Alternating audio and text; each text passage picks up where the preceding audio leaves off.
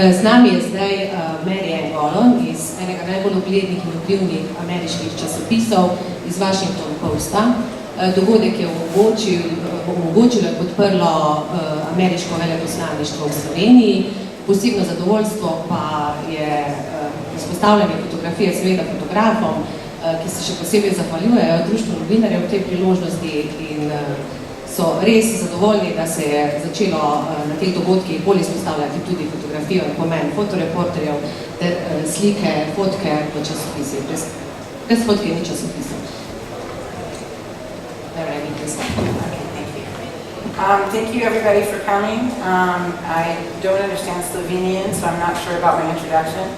But I have the great honor of being the director of photography at the Washington Posta. We have 15 staff photographers and about 9 photo editors who work on my team. We're 31 altogether, including the digital editing and the print editing. I wanted to show you a couple of different stories that we've been working on and show you the presentation. However, I'm having one small difficulty with my computer, so if you'll give me 1 minute.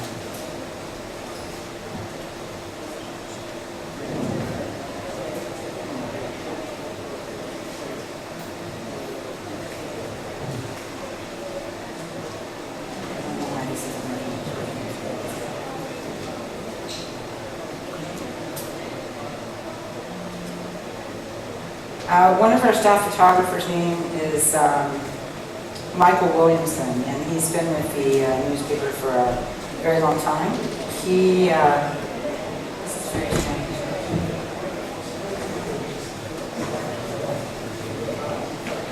Oh, the about window?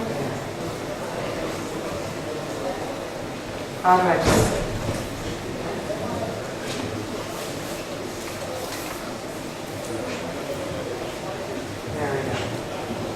Good. I'm glad we have some photo mechanic people in the audience.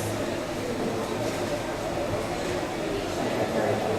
All right, so one of our staff photographers, Michael Williamson, had to do a story recently. In the Washington, D.C. metropolitan area, there's a very high incidence of murder. And there are certain neighborhoods in the district where the murder rate is so high, and people don't really understand from the numbers why the murders are taking place and what the environment is for the people who are living in these areas. So Michael decided to do a story along with one of our reporters, Paul Duggan, on a boy whose name was David Robinson. And he was killed for these shoes. He had been given these shoes as a gift from his godmother, and he was standing on a corner in a nighttime at a bus stop, and some people drove by and saw the shoes and drove back around and shot him and took his shoes. So when you see a story like that, actually somebody's actually murdered for a pair of shoes, it's a statistic that we thought was very interesting. So from a visual perspective, how do you do a story on a person who's no longer alive? So Michael went out and photographed a lot of the evidence of this person's life.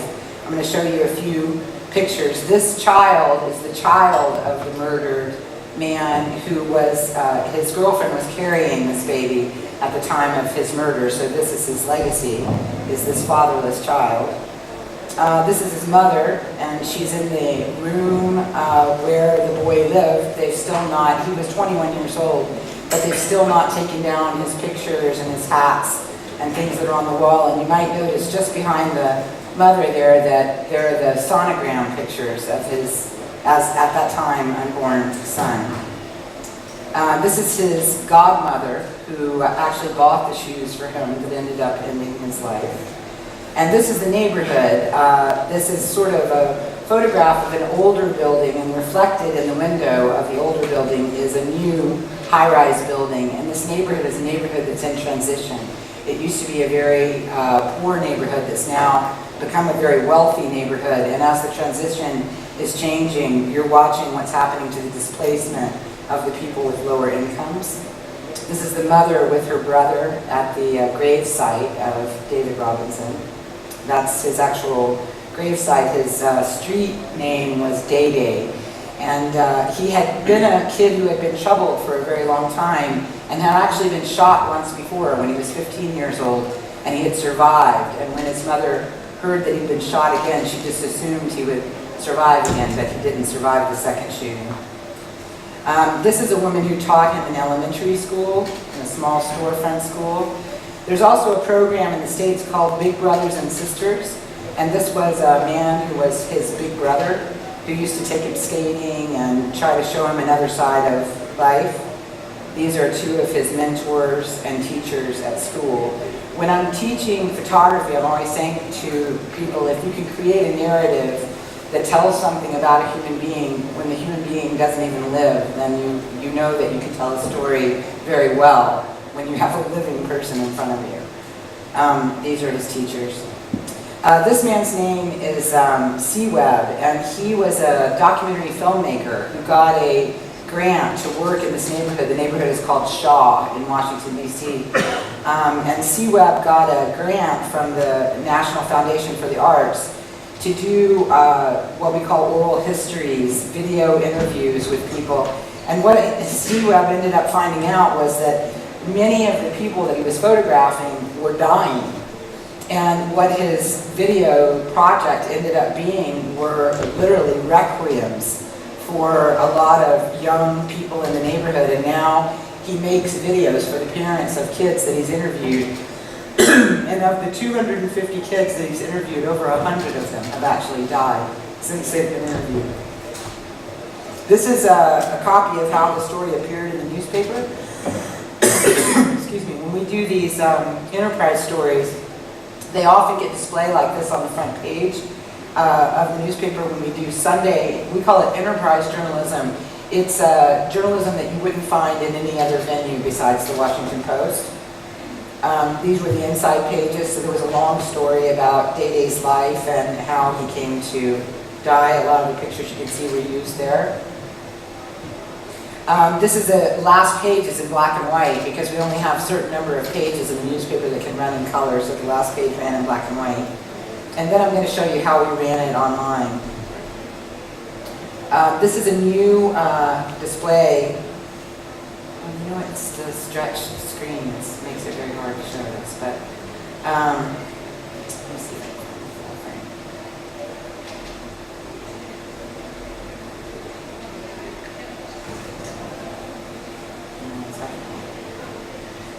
We have this new template online where I was explaining about the stretch of the screen. When I scroll down on a page like this, you're only going to see a piece of the page instead of the whole page.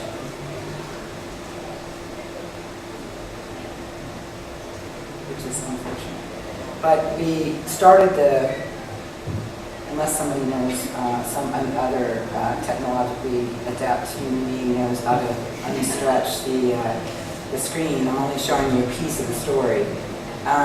This experience online, you look at the pictures, and as you scroll down the story comes up and covers the pictures. And then you can go through the display. You see what I'm talking about? How you can only see a piece of the screen. You can go through the display, and then we have the pictures intermingled with chapter headings. And this is a different sort of experience online than people have normally been accustomed to. This here on the right is the shoe rack with Day-Day's other shoes, with the empty space where the shoes would have gone, the shoes for which he was murdered. But it's not a very fair representation that I'm showing you here. When you get to the portion on C-Web, the individual I was telling you about who's done all these videos of the kids in the neighborhood, this is actually a video. You could watch a 4 or 5 minute video that was specifically about him and the grant that he got from the National Foundation for the Arts, and how his work, which was meant to be an oral history of African Americans living in a certain neighborhood, ended up being a requiem to an entire generation. All of those frames that you see to the right and below him, all those kids have died in this particular neighborhood. I think it's going to be very uninspiring, Monty, to see these online presentations that are so stretched. But then I was going to show you a couple of other stories.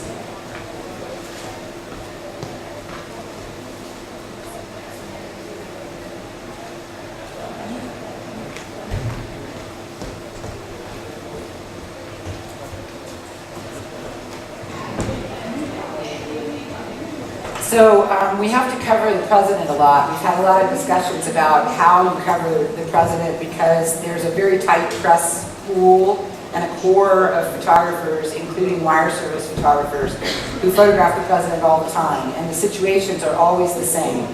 He's either standing at a microphone, he's standing at a podium, or it's a released picture by a White House photographer. This frame, while it may not seem all that exciting to you, was very exciting to us when we saw it because it was an unguarded moment of the president.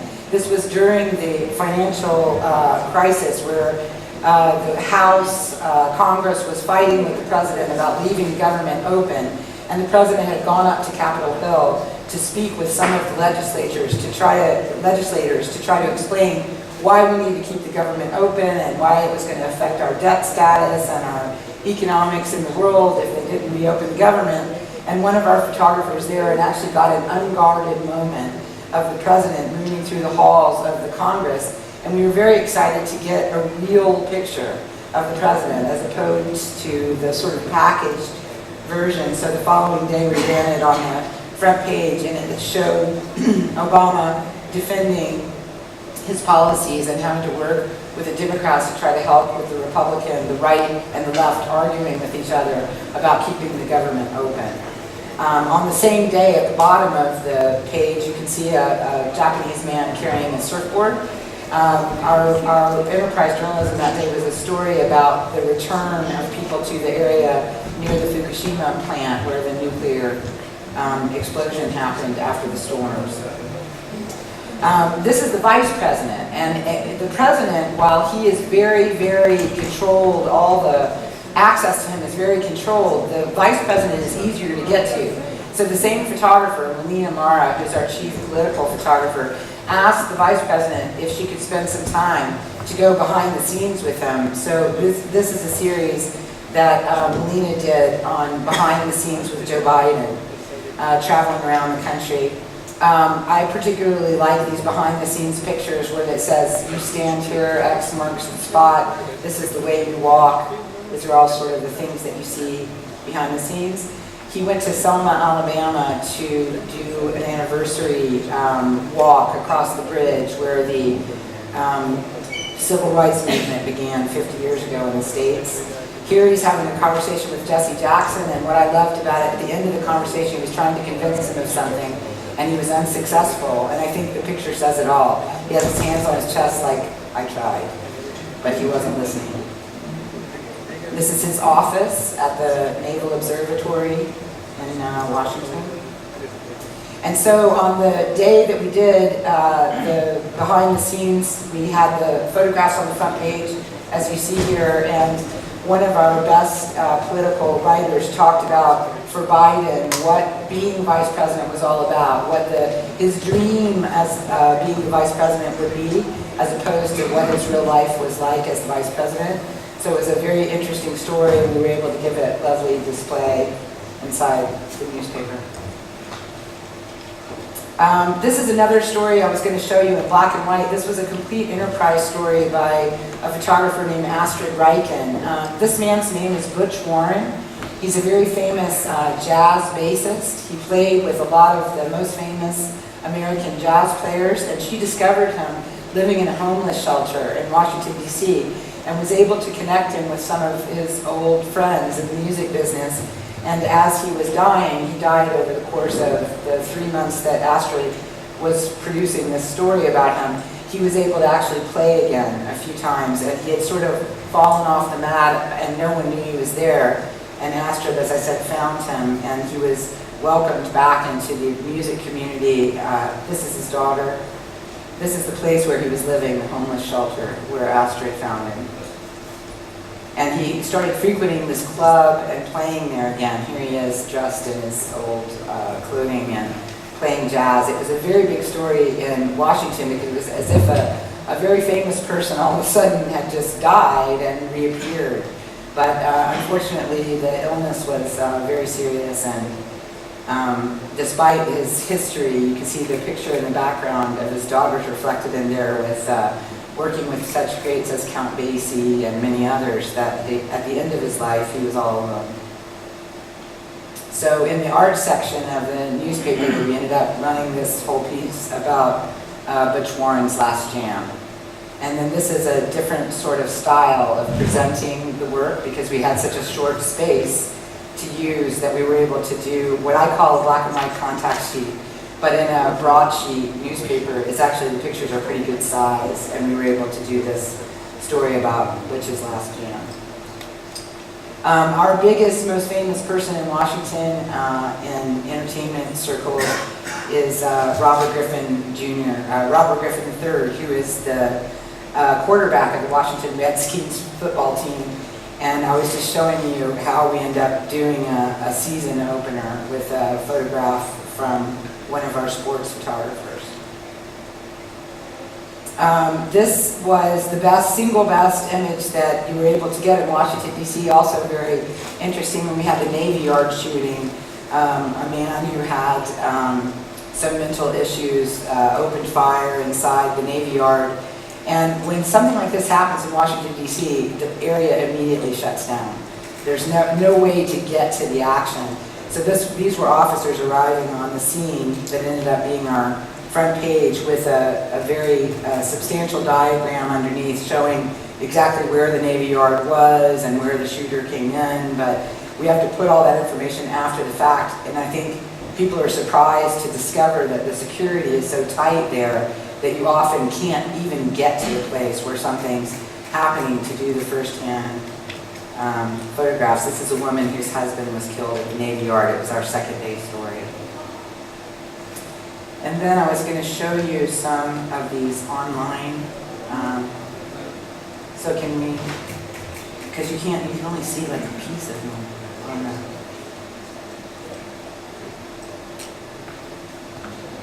Just like that will work? Okay, yeah, much better. Okay, thanks. Sorry, I'm so inept at displays.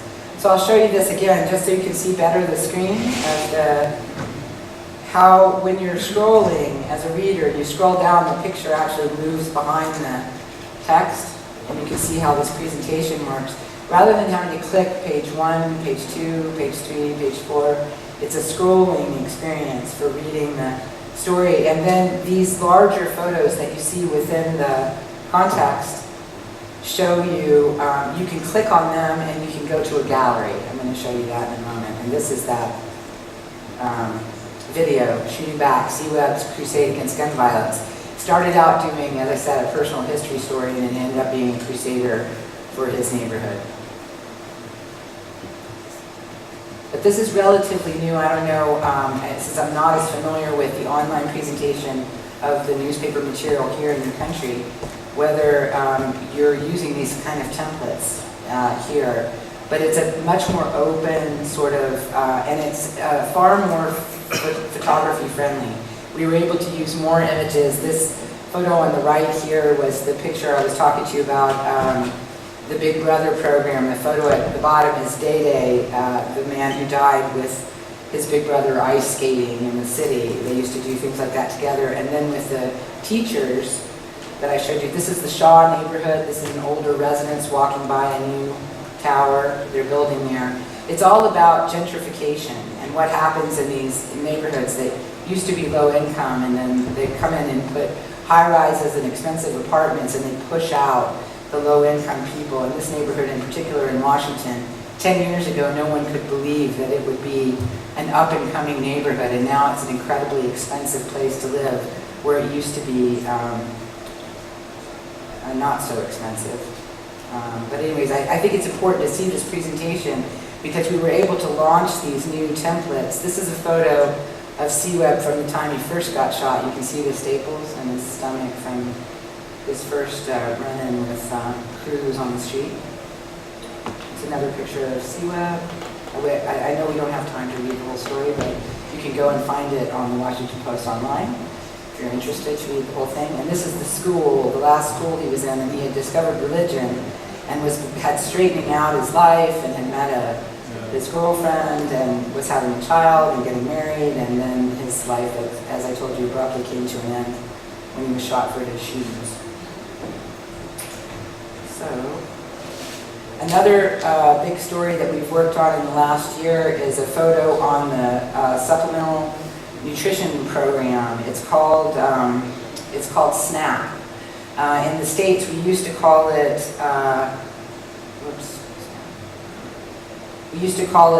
food stamp program, and now it's called SNAP, and it stands for Supplemental Nutrition Assistance Program.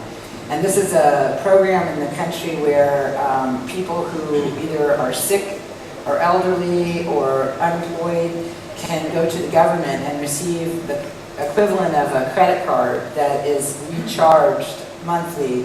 And its amount of money they give you is dependent on how many children you have, how many needs you have, where you're living, exactly whether you're on public assistance housing.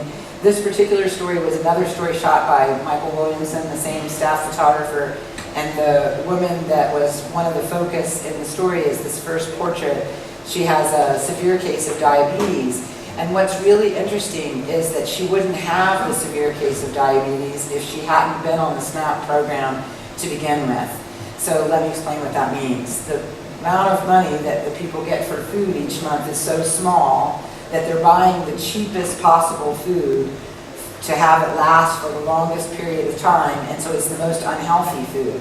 And what Michael and Eli, the reporter, discovered during the course of this was that it was singularly in this county where this woman lived, there were more people with high blood pressure and were overweight that were hungry people, because the food they were eating was so unhealthy that it's blowing up their bodies. And in this case, this woman, from drinking sugary sodas, had developed diabetes, and it made her unable to work, which made it cost more money to support her by the government. These are pictures in her home, and this was what she considered the most healthy dinner she could provide, and that's once a week that the kids would have like a chicken and potato dinner. The rest of the time they eat processed foods like Pop-Tarts or prepackaged sandwiches. This is her 13-year-old daughter and her 9-year-old daughter. And in this area, this is at a local fair that Michael photographed, you see that people are very overweight, so you think they're eating too much food, but in fact they're eating the wrong food, which causes the body to blow up, but it doesn't necessarily mean that they're not living in bad circumstances. This mom with these two babies is living in a place where she takes a supplemental nutrition assistance program, and as you can see there's a television set and it's on in the room, and she has an extension cord that goes to a house that's down the street because they have no electricity where they're living, and this was some of the circumstances they found there. This little boy was still wearing his Halloween costume. He was Batman. This is a 4-year-old at home, and this place, this bed, there are 2 beds in this room, 14 people live in that one place. And they're mostly Hispanic emigres from Mexico. This is the bath time, is in buckets outside. So there's a lot of poverty. This woman is 92, and she was a migrant worker for many, many years in the fields, collecting vegetables to be served elsewhere, and now she's retired and living on her SNAP benefits. And this is one of the things that I think is really interesting about the Latin American community on the border of Texas and on the border of the US. They're out working in the fields all day picking fresh vegetables that they can't even afford to buy for themselves to eat. So they're using these supplemental programs that then means they're eating processed food. It's a kind of a vicious circle. This is a woman who works on the border trying to educate people about eating more healthy. This is one of the popular snacks. They take a microwaved styrofoam bowl of cheese and pour it over Cheetos. It might be very delicious, but it's not very healthy. And everywhere that we looked, it was all about food and unhealthy food. Here it's beer, soda, cigarettes, and Red Bull, instead of, healthy foods. And a lot of the diet there is fried, so when you see the offerings from the food stands, the fried food, it causes more of these health problems for the people who are living there. Also in Texas, they have drive-through grocery stores. So you drive in here with your car, and you say what you want to pick up, and then they just throw it in the back of the car, so you don't even have to walk. So you're losing exercise as well. This is a lemonade stand, and in New York and Washington, for instance, and if you're selling fast food, what they call fast food in a particular place, it's required by law now to put the calories of what a particular drink is. So the lemonade they're serving in a 32-ounce cup from this place had the equivalent of 1 cup of processed sugar inside of it for $1. So that's the kind of food they're having. This is at a local school. This is the woman that you saw walking along the border in the earlier photograph. And she's explaining that this lollipop in my right hand has this much sugar in it. So she's explaining to the kids, and this is their reaction. You know, do you really want to eat this when it means you're eating this? You know, that's how it's going into your body.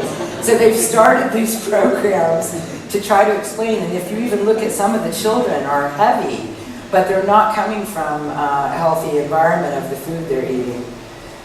This was from a class. Same people have these plastic things to show them different food groups. I thought it was a very funny picture. That you should be eating this and not beef jerky or Cheetos with cheese on top. So this is a plate showing this is how you should, you know, it's an education program for the mothers and trying to help them, show them how to shop to make the food that their children are eating, that they're eating more healthy, how to make fresh foods and make things in bulk that you can save. At the end of the class, they make all the moms walk around. So this photo was their exercise at the end of the nutrition class. Then they make them have an exercise class so they can all walk around and get some exercise. So I was going to show you how we presented that online, also in the newspaper.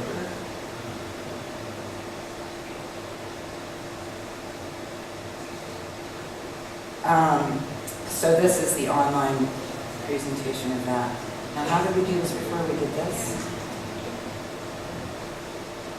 Okay, so we started the program, it's the exact same template that I showed you before.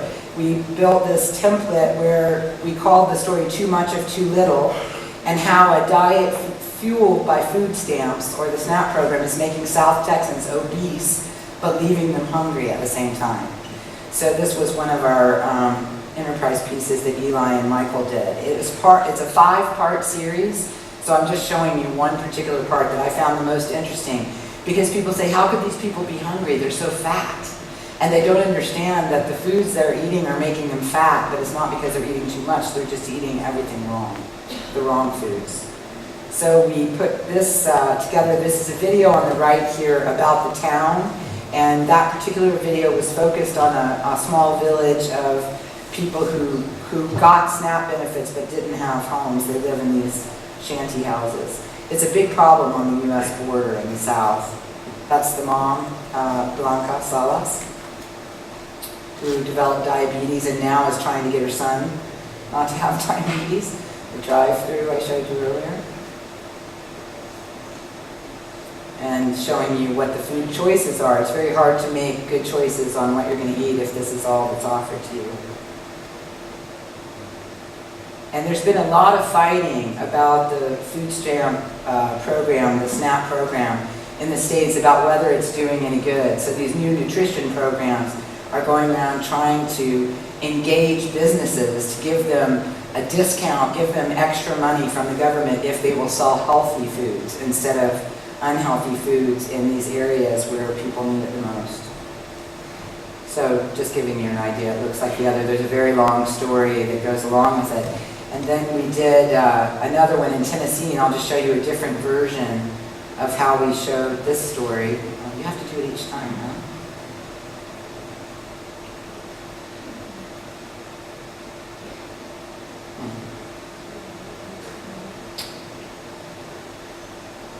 This was a story that we did in Tennessee, as I said. We'll see if I can make you see it. There we go. This was about a bus. And so this is a gallery experience. It doesn't work. Where you can go through and see what the kids get to eat. This is This is a lunch bus, and the bus actually goes to the neighborhoods where the lower income people are living, and they serve them these lunches. And when we saw, might be their one meal of the day, when we saw what they were eating, we're saying, oh my gosh, these are like little pre-packaged lunch meals, and it's only for people under 18. And how often people who are getting on the bus to come and get the food look like they're over 18, and the bus drivers will look the other way, so they know they get their meal for the day. But it's on the side of a regular school bus, and they drive on in the summertime, because at least in the spring, winter, and fall, they're in school, there's food to eat at school. But during the summer, they don't have a source of meals, so that's how the bus program got started, and they drive around, as I said, feeding people on the bus.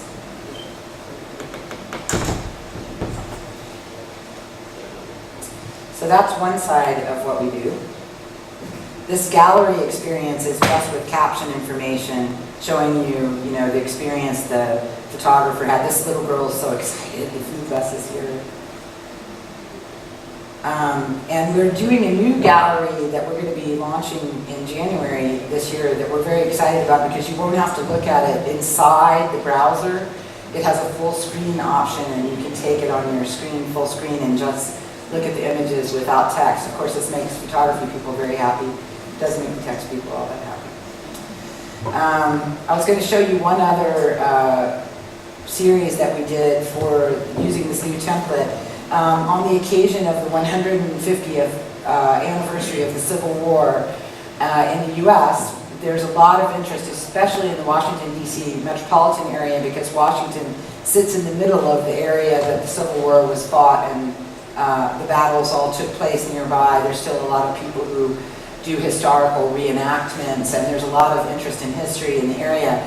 So we found a researcher who had gone through the National Archives and found some wonderful examples of Civil War photography that had been done not only by Matthew Brady, but by several other famous photographers at that time. So we thought, why don't we do 150 years ago Civil War photography from our archives and combine it with modern war photography. So we did a 9-page, a magazine.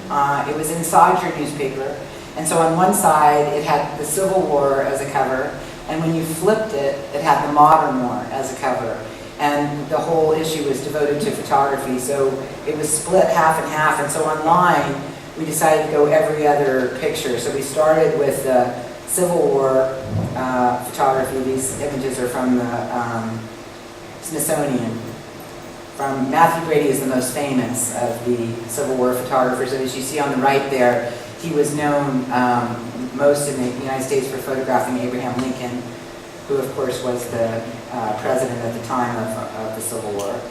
And then we go to modern war, and the first photographer that we did was James Noctway.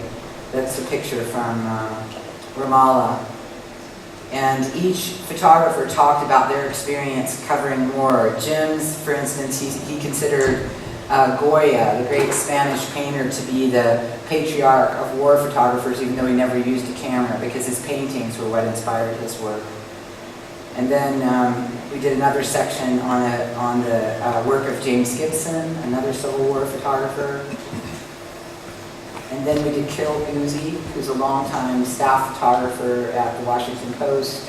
This is an image from Haiti and from Kosovo that she won World Press Photo. And Guzzi talked about her experience, how humbling it is to photograph people when their lives are in turmoil. And then we did George Bernard, who was also a Civil War, and Christopher Morris, who I understand was a guest at this conference a couple of years ago. And this is from former Yugoslavia war in Bosnia. A little boy at his parents, a Croatian boy at his parents' funeral. And these photographs of dead were the first photographs of dead that had ever been seen in the United States from war. But it was interesting at that time, 150 years ago, and we go into this in the text, that they actually arranged the bodies to make the image look nicer. Which now, in this day and age, we'd say, oh, that's not a legitimate photograph, because you actually organized it, and that was Timothy O'Sullivan, was the photographer. Then we did a section on Stanley Green and the work that he had done in Chechnya. And each of them talked about their motivations for covering this kind of war. This section in particular was shocking because this photographer, Alexander Gardner, was able to photograph the government side for history. And none of his work was seen during his lifetime. And so it's now just uncovering all the work after 150 years. They could find that he photographed executions of supposed traitors during the Civil War. So it was very interesting to see these old plates that were found from the Library of Congress. These photographs here on the right are the people being executed here. So they were documented, portraits were documented, much like we saw happen in Cambodia or Vietnam. They photographed the people and then execute them, so there's a record. Those are he was the only photographer allowed there. And Lindsay Adario, who primarily works for the New York Times, but is a freelance photographer, an image from the Iraq War, and that's how he presented that. So I was told to talk for about a half an hour, so I want to leave time for you to ask me questions. And I hope you enjoyed this presentation. Yes? Thanks. So this fancy layout that you showed us, more and more newspapers are going into this, experimenting with this, but I'm just wondering, what are the results? Do you see any, they're expensive and they're time consuming to make? Do you see results? Do they actually pay off? Yeah, I think we're seeing it over the long term. We're going to see results, because I think one of the problems with digital presentation is that it's not very appealing. I think that the reason that people stuck with print presentations for a lot of things is it made more sense to them, and it's not as frustrating with all the clicking through of pages or having to go to a different place and see the photography and a different place and read the story. So this is all digital development that we're doing in-house at the Washington Post. And what we're getting are page views for every screen you scroll. So as you scroll as a reader, if you read all the way to the bottom of the story, we can get 15 clicks. That would be the same as if you did 15 clicks through a gallery, 1, 2, 3, 4. And there's a way to measure it by how far the reader goes through the scrolling. So it's trying to keep up with the technology as fast as we can to improve the experience for the reader. Because we don't want to frustrate our readers, we want them to come back and to want to read more and to find the presentation of our journalism to be appealing.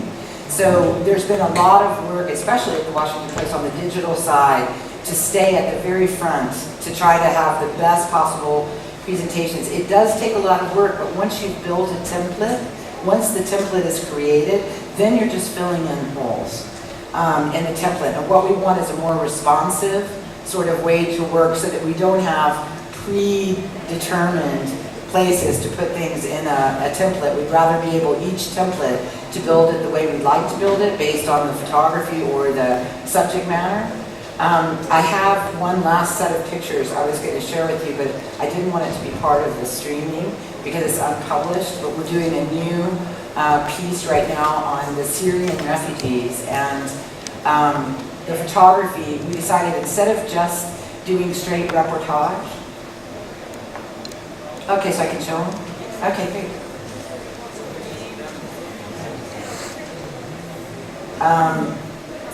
We decided, I'll show you, the presentation of this material required us to build another new template just to accommodate this, but we wanted to take a visual approach that wouldn't bore you. So from a photographic, I see my job as not just informing readers, but to entertain them, if you will, to make the material be something that they want to look at, that they find is not, oh, I've seen that, I've been there before, I've done that before. So on this particular story, we decided to do diptychs. And I was explaining to my colleagues earlier that this was, oh, sorry. I'm getting nervous standing up here and you make mistakes. So what we decided to do was the photographer did video portraits. I can't show you the whole presentation, but on December 2nd, it'll be live on the Washington Post website. The journalist and photographer traveled together to 3 countries, to Lebanon, Turkey, and Jordan, to go to different areas where these 4+ million people that are fleeing from Syria because of the civil war are living now, and to tell their stories. So we took this approach. It's a diptych approach, where each person was photographed, a portrait of the person, and then showed where they were living. This particular man is an architect, and he's living in Jordan now, sewing women's clothing. That's the job he has as a refugee in Syria. And I can take you through. This man is a surgeon, and in the portrait on the left, the photographer focused on his hands, because you know surgeons have the most expensive hands in the world because it takes so much schooling and practice to become a great surgeon.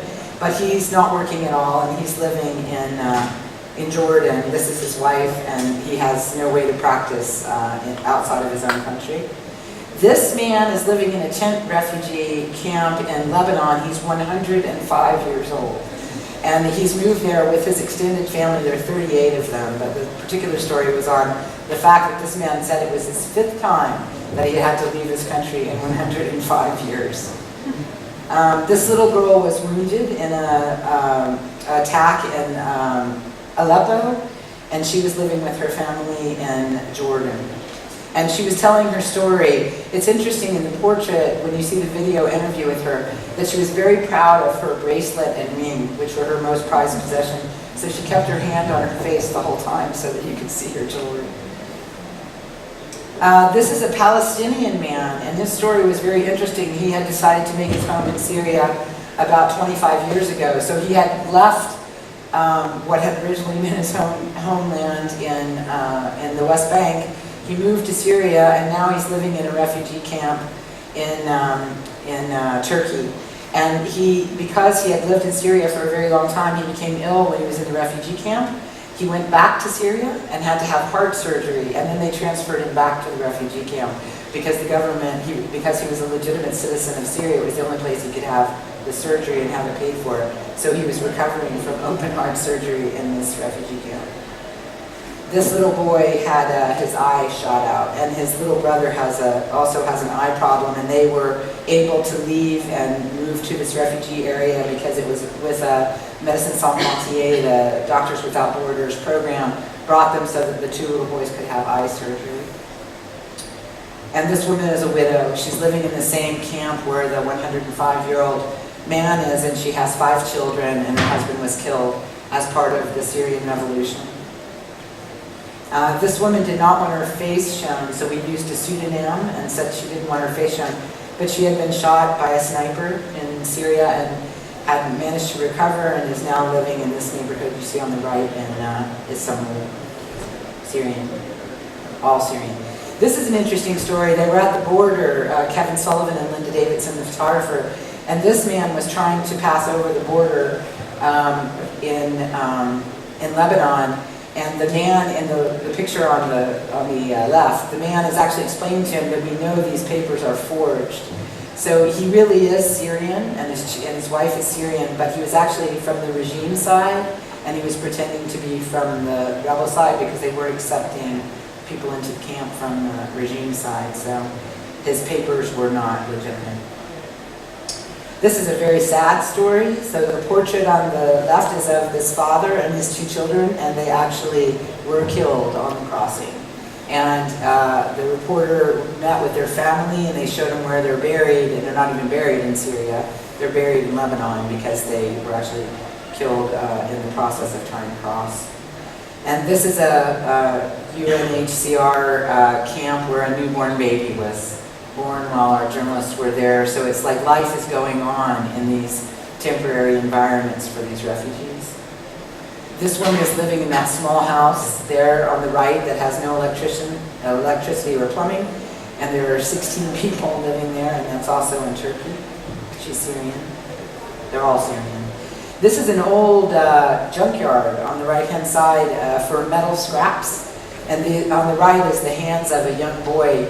He's actually used tape for cuts on his hands from handling the materials, but they're collecting, the family is using the scrapyard to collect metal and sell that to support the family, and you can see they're living in these buildings they built with the materials there. This is a grandmother, and her daughter and son were killed, and so she's raising these 4 children by herself, and she's living in a camp. And the reason these are so blue is because the whole of the camp is covered with these blue tarps, so when you're photographing people underneath them, they look very blue. In the videos, it's very interesting because they talk about how the world seems blue to them now. This family's living in that is a refrigerator truck on the right there, and this is the patriarch of the family, and they were making their celebration meal, celebrating the new year, and they were given some cow heads to make a soup. That's what we see on the left. This little boy is 9 years old, and he's selling Kleenex in the park there. All the children in this family are selling whatever they can sell to raise money to help the family get a proper home. This is like the newborn, the bride. The bride and groom met in the refugee camp and decided to get married, so they had a celebratory wedding in Jordan. Okay, so I'll go back to questions.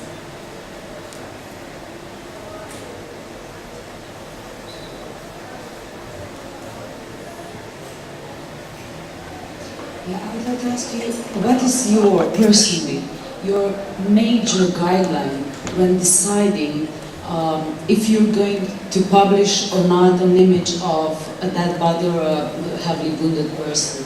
Well, I think that I follow the guidelines of whatever publication I'm working for. I say to people, if you just put yourself in the shoes, if that was my brother, or that was my husband, or that was my friend, would I feel comfortable seeing this photograph of this person in that way? I think that at the Washington Post, the standard is very, very strict, that we have to treat everyone equally. That you don't show a dead body of a person from another country and then not show an American dead body. If we're going to show a dead body, we're going to show across the board.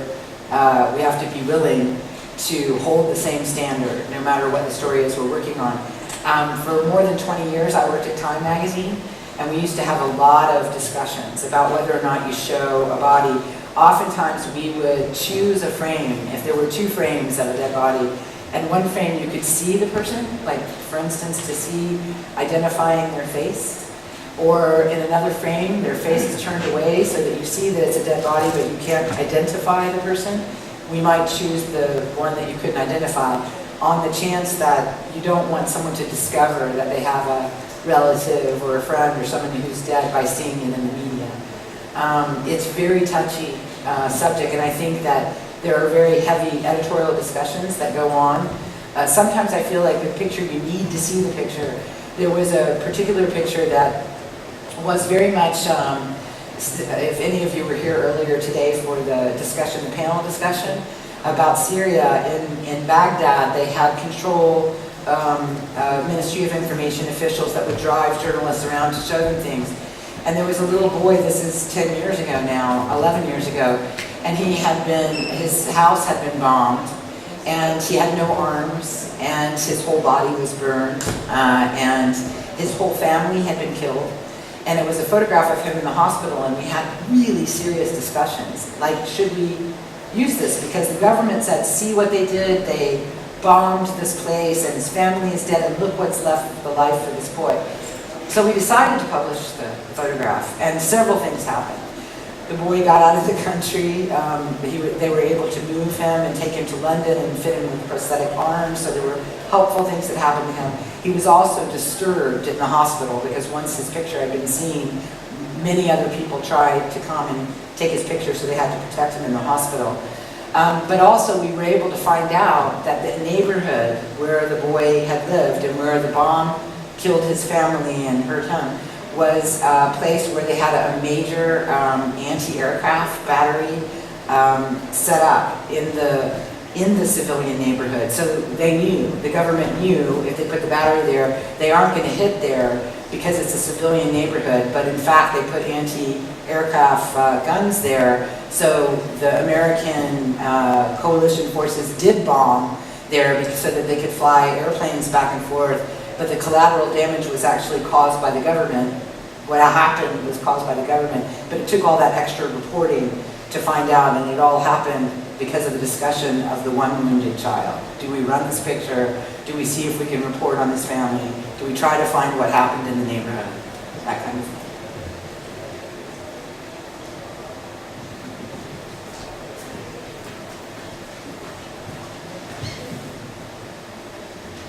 Hi. Can you please maybe just briefly describe how does your normal working day as a director of photography at the Washington Post looks like? And what it looks like? Yes, I mean, like in working houses. And maybe also during the times of elections, when, let's say elections, when everything is much more intense, or when something breaking news happens. Yeah, well, we have, we've just recently gone to 24-hour staffing. So we have a night crew who works overnight who can alert us if we need to come in earlier in the morning. There's sort of a day crew. I sort of personally work late morning to late evening. That way I'm getting half the day shift and half of the night shift, which is the time when we're publishing the newspaper and when we're making decisions for the hourly website choices. When I think it's very important to be there.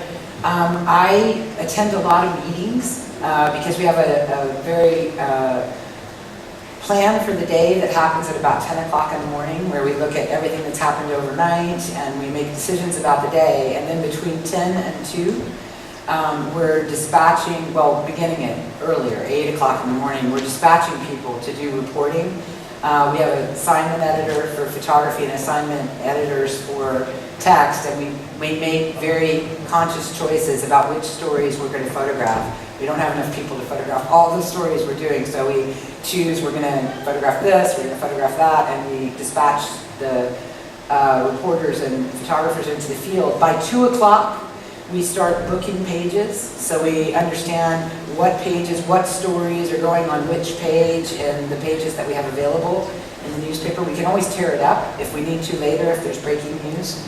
We can change, and by 4 o'clock, we're usually looking at all feature stories. We're finishing all the feature stories. All of that work is getting done for the style sections, for food section, for entertainment sections. And then from 4 to 8 p.m. is when we're looking at the news sections and closing tight on the news sections. So the A section is always the last section closed, the front section, so we can be as newsy as possible. So I'm usually there from like 10 in the morning till 9 at night, maybe 11 hours a day. If it's a very busy time, like during the elections or during a wartime, when things are happening, I might be there longer. But I try to pace myself because you can get very tired because the pace every day is the same.